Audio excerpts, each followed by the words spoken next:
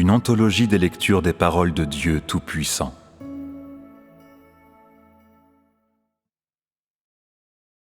Interprétation des mystères des paroles de Dieu à l'univers entier, chapitre 11.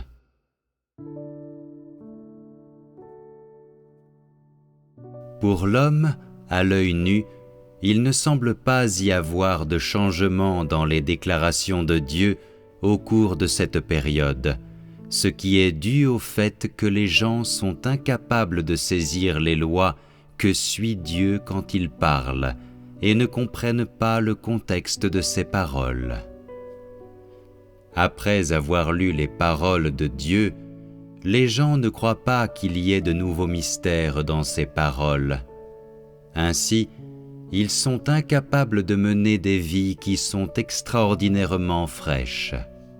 Ils vivent plutôt des vies stagnantes et mornes. Mais dans les déclarations de Dieu, nous voyons qu'il y a un niveau de sens plus profond qui est à la fois incompréhensible et inaccessible à l'homme. Aujourd'hui, que soit donnée à l'homme la chance de lire ces paroles de Dieu est la plus grande de toutes les bénédictions. Si personne ne lisait ces paroles, l'homme demeurerait à jamais arrogant, suffisant, sans connaissance de soi et inconscient du nombre de ses défauts. Après avoir lu les paroles profondes, insondables de Dieu, les gens les admirent secrètement, et il y a une vraie conviction dans leur cœur, non teintée de fausseté. Leur cœur devient l'article authentique et non une marchandise de contrefaçon. C'est ce qui se passe réellement dans le cœur des gens. Tout le monde a sa propre histoire dans son cœur. C'est comme si les gens se disaient « Selon toute vraisemblance, cela a été dit par Dieu lui-même. Si ce n'est pas Dieu, qui d'autre pourrait déclarer de telles paroles? Pourquoi ne puis-je les exprimer? Pourquoi suis-je incapable d'accomplir une telle œuvre? Il semble que le Dieu incarné dont Dieu parle soit vraiment réel et soit Dieu lui-même.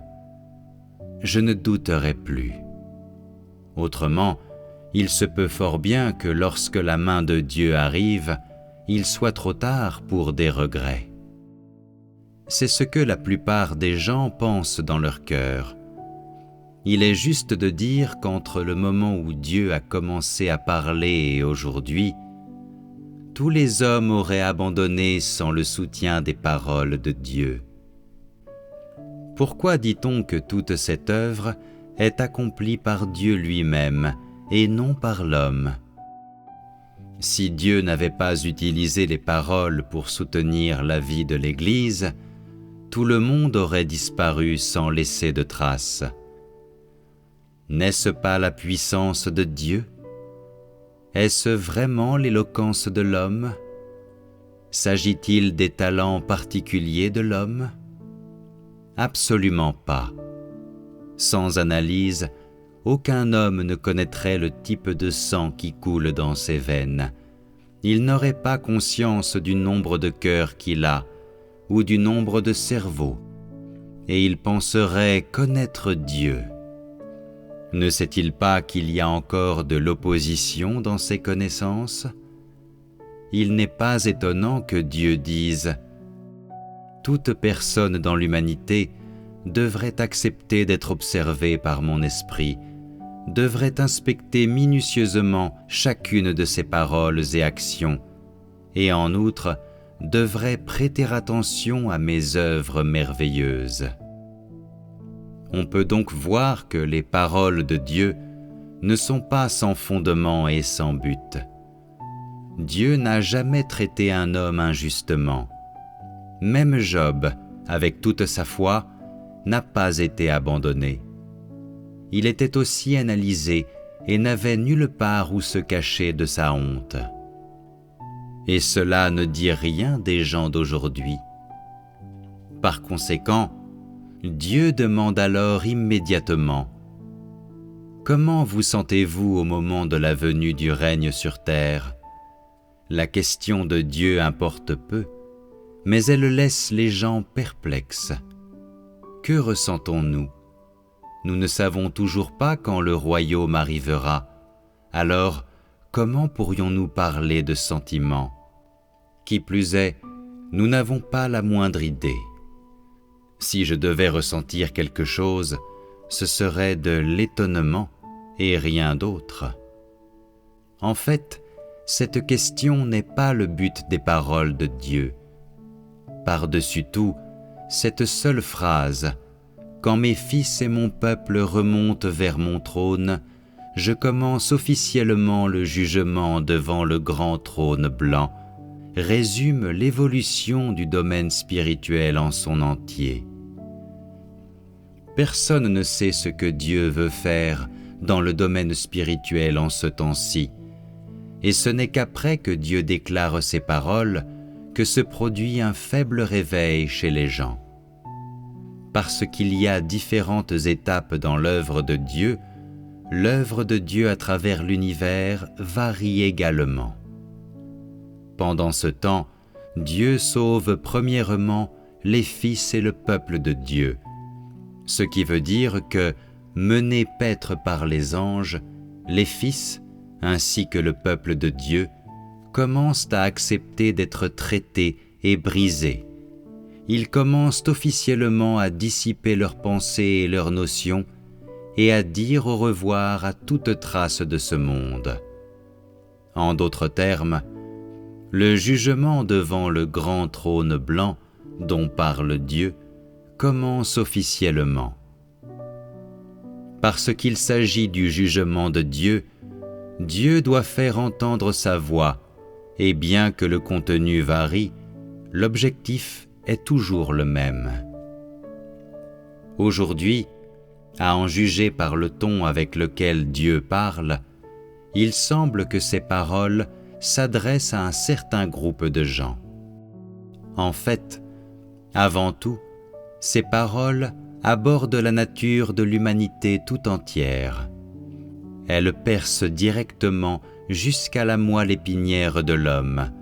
Elles n'épargnent pas les sentiments de l'homme et elles révèlent la totalité de son essence, ne laissant rien échapper, ne laissant rien pénétrer. Depuis ce jour, Dieu révèle officiellement le vrai visage de l'homme, et donc libère la voix de mon esprit sur tout l'univers.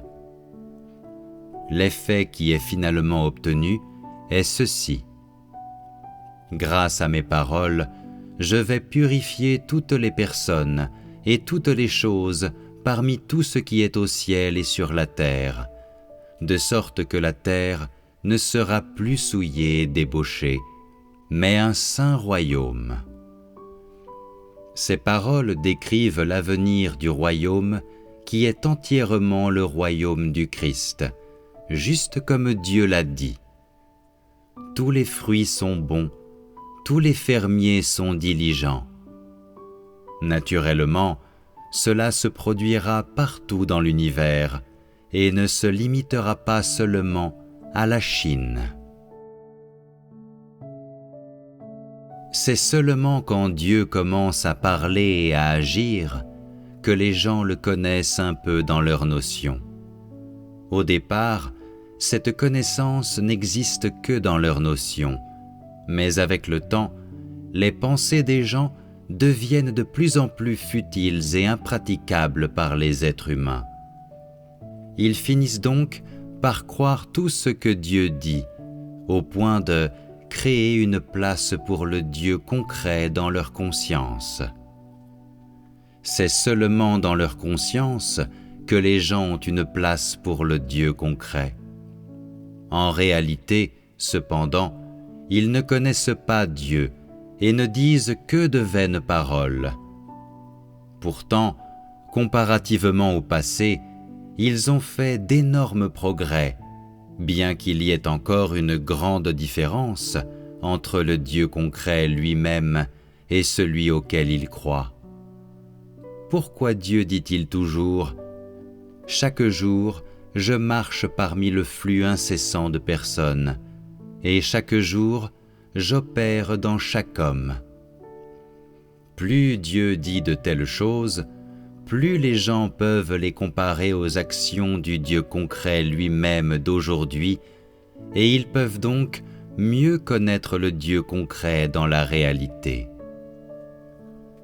Parce que les paroles de Dieu sont exprimées du point de vue de la chair et déclarées en utilisant le langage humain, les gens sont en mesure d'apprécier les paroles de Dieu en les comparant à des choses matérielles, et ainsi un plus grand effet est acquis. De plus, à plusieurs reprises, Dieu parle de l'image du moi dans le cœur des gens et du moi en réalité, ce qui rend les gens plus disposés à purifier leur cœur de leur image de Dieu, et donc disposés à connaître le Dieu concret lui-même et à s'engager avec lui. C'est la sagesse des paroles de Dieu. Plus Dieu dit de telles choses, plus la connaissance de Dieu qu'ont les gens en bénéficie, et donc Dieu dit « Si je ne m'étais pas fait chair, l'homme ne m'aurait jamais connu, et même s'il en était arrivé à me connaître, une telle connaissance ne serait-elle pas une notion ?» En fait, s'il était demandé aux gens de connaître Dieu selon leurs propres notions, ce serait facile pour eux. Ils seraient détendus et heureux, et ainsi Dieu serait à jamais vague et non concret dans le cœur des gens, ce qui prouverait que Satan, et non Dieu, détient la domination sur l'ensemble de l'univers. Ainsi, les paroles de Dieu « J'ai récupéré mon pouvoir » demeureraient à jamais vaines. Quand la divinité commence à agir directement, c'est aussi le moment où le royaume descend officiellement vers le monde de l'homme. Mais ce qui est dit ici, c'est que le royaume descend parmi les hommes, non que le royaume prend forme parmi les hommes. Et par conséquent, ce dont on parle aujourd'hui, c'est la construction du royaume et non la manière dont il prend forme. Pourquoi Dieu dit-il toujours « Toutes choses deviennent silencieuses » Se pourrait-il que toute chose s'arrête et se fige ? Se pourrait-il que les grandes montagnes deviennent vraiment silencieuses ? Alors, pourquoi les gens n'en ont-ils pas du tout l'impression ? Se pourrait-il que la parole de Dieu soit fausse ? Ou Dieu exagère-t-il ? Parce que tout ce que Dieu fait est effectué dans un environnement donné. Personne n'en a connaissance ou n'est capable de le percevoir de ses propres yeux. Et tout ce que les gens peuvent faire, c'est écouter Dieu parler. En raison de la majesté avec laquelle Dieu agit, quand Dieu arrive, c'est comme s'il y avait un énorme changement dans le ciel et sur la terre. Et pour Dieu, il semble que tous guettent ce moment. Aujourd'hui, les faits ne sont pas encore arrivés. Les gens ont simplement appris un peu d'une partie du sens littéral des paroles de Dieu. Le vrai sens attend le moment où ils se purifient de leurs notions. C'est seulement alors qu'ils prendront conscience de ce que le Dieu incarné est en train de faire sur la terre et dans le ciel aujourd'hui. Dans le peuple de Dieu en Chine, il n'y a pas seulement le venin du grand dragon rouge. Il y a aussi la nature du grand dragon rouge, qui est révélée plus abondamment et plus clairement en eux. Mais Dieu ne parle pas de cela directement. Il ne fait qu'un peu mention du venin du grand dragon rouge. De cette façon, il n'expose pas les cicatrices de l'homme directement, ce qui est plus bénéfique au progrès de l'homme. La progéniture du grand dragon rouge n'aime pas être appelée les descendants du grand dragon rouge devant les autres. C'est comme si les termes de grand dragon rouge leur faisaient honte. Aucun d'entre eux ne veut parler de ces termes, et Dieu dit donc seulement « Cette étape de mon œuvre est principalement centrée sur vous, et c'est un aspect de la signification de mon incarnation en Chine. » Plus précisément, Dieu est venu principalement conquérir les archétypes de la progéniture du grand dragon rouge, ce qui est la signification de l'incarnation de Dieu en Chine. Quand je descends personnellement parmi les hommes, les anges commencent simultanément l'œuvre de berger. En fait, que l'Esprit de Dieu n'arrive dans le monde des hommes que lorsque les anges commencent leur travail parmi tous les peuples n'est pas à prendre littéralement. Au contraire, ces deux œuvres, l'œuvre de la divinité et les anges qui mènent paître, s'effectuent simultanément. Ensuite, Dieu parle un peu des anges qui mènent paître.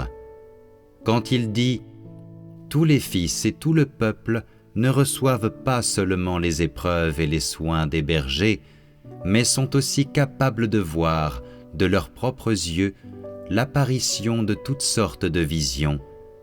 La plupart des gens ont d'abondantes imaginations au sujet du mot « vision ». Les visions se réfèrent aux survenues surnaturelles dans l'imaginaire des gens. Mais le contenu de l'œuvre reste la connaissance du Dieu concret lui-même. Les visions sont le moyen par lequel les anges travaillent. Ils peuvent communiquer aux gens des sentiments ou des songes, leur permettant de percevoir l'existence des anges. Mais les anges restent invisibles à l'homme. La méthode par laquelle ils travaillent parmi les fils et le peuple de Dieu consiste à les éclairer et à les illuminer directement, à quoi il faut ajouter les traiter et les briser. Ils donnent rarement des sermons. Naturellement, la communion entre les hommes est l'exception. C'est ce qui se passe dans les pays en dehors de la Chine. Les paroles de Dieu contiennent la révélation des conditions de vie de toute l'humanité. Naturellement, cela s'adresse principalement à la progéniture du grand dragon rouge. Parmi les divers états spirituels de l'ensemble de l'humanité, Dieu choisit ceux qui sont représentatifs pour servir de modèle. Ainsi, les paroles de Dieu mettent les gens à nu et ils ne connaissent aucune honte, ou bien n'ont pas le temps de se cacher de la lumière qui brille et se font prendre à leur propre jeu. Les nombreux comportements de l'homme sont une pléthore d'images que Dieu a peintes depuis les temps anciens jusqu'à aujourd'hui, et qu'il peindra depuis ce jour jusqu'à demain. Tout ce qu'il peint n'est que la laideur de l'homme. Certains pleurent dans l'obscurité, apparemment chagrinés d'avoir perdu la vue. Certains rient, certains sont ballottés par de grosses vagues, certains traversent à pied des routes sinueuses dans les montagnes, certains cherchent dans un vaste désert, tremblant de peur, comme un oiseau effrayé par le bruit de la vibration d'une corde d'arc, profondément apeuré d'être dévoré par des animaux sauvages dans les montagnes. Entre les mains de Dieu, ces nombreux comportements vilains deviennent des tableaux émouvants, réalistes, trop horribles à regarder pour la plupart, ou bien suffisants pour faire dresser sur leur tête les cheveux des gens et pour laisser les gens perplexes et désorientés. Aux yeux de Dieu, tout ce qui est manifesté dans l'homme n'est rien d'autre que la laideur, et même si cela pourrait provoquer de la compassion, cela reste de la laideur. Le noyau de la différence entre l'homme et Dieu est que la faiblesse de l'homme réside dans sa tendance à montrer de la bienveillance à l'égard d'autrui. Dieu, cependant, est toujours resté inchangé à l'égard de l'homme, ce qui signifie qu'il a toujours eu la même attitude. Il n'est toujours pas aussi bienveillant qu'on l'imagine, comme une mère dont les enfants sont toujours la première de ses préoccupations. En réalité, si Dieu ne voulait pas employer toute une panoplie de méthodes pour conquérir le grand dragon rouge, il ne se soumettrait jamais à une telle humiliation, acceptant d'être soumis aux limitations de l'homme. Selon le tempérament de Dieu, tout ce que les gens font et disent provoque la colère de Dieu, et cela mériterait qu'il soit châtié. Aux yeux de Dieu, personne d'entre eux ne répond aux normes, et il les anéantit tous. En raison des principes de l'œuvre de Dieu en Chine, et en outre, en raison de la nature du grand dragon rouge, ajouté au fait que la Chine est le pays du grand dragon rouge et le pays dans lequel réside le Dieu incarné, Dieu est obligé de ravaler sa colère et de conquérir toute la progéniture du grand dragon rouge. Néanmoins, il détestera toujours la progéniture du grand dragon rouge, c'est-à-dire qu'il détestera toujours tout ce qui vient du grand dragon rouge. Cela ne changera jamais. Personne n'a jamais été conscient d'aucune des actions de Dieu. Ces actions n'ont jamais été considérées non plus par quoi que ce soit. Quand Dieu est retourné à Sion, par exemple, qui était conscient de cela? Ainsi, les paroles suivantes « Je viens tranquillement parmi les hommes et je me retire doucement. Quelqu'un m'a-t-il jamais vu ?»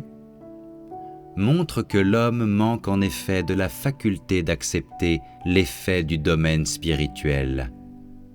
Dans le passé, Dieu a dit que le soleil est brûlant, la lune est brillante, lors de son retour à Sion. Parce que les gens sont toujours préoccupés par le retour de Dieu à Sion, parce qu'ils s'agrippent à cela, Dieu déclare directement les paroles « Le soleil est brûlant, la lune est brillante » pour se conformer aux notions des gens. En conséquence, quand les paroles de Dieu frappent les notions des gens, ils découvrent que les actions de Dieu sont tout à fait merveilleuses et voient que ces paroles sont profondes, insondables et indéchiffrables pour tous. Ainsi, ils mettent complètement de côté cette question et sentent un peu de clarté dans leur esprit, comme si Dieu était déjà revenu à Sion. Et donc, les gens ne prêtent pas une grande attention à cette question. Dès lors, ils acceptent les paroles de Dieu d'un seul cœur et d'un seul esprit, et cessent de s'inquiéter de la catastrophe qui sévira après le retour de Dieu à Sion. C'est alors seulement qu'il est facile aux gens d'accepter les paroles de Dieu, concentrant toute leur attention sur les paroles de Dieu, les débarrassant du désir de s'intéresser à autre chose.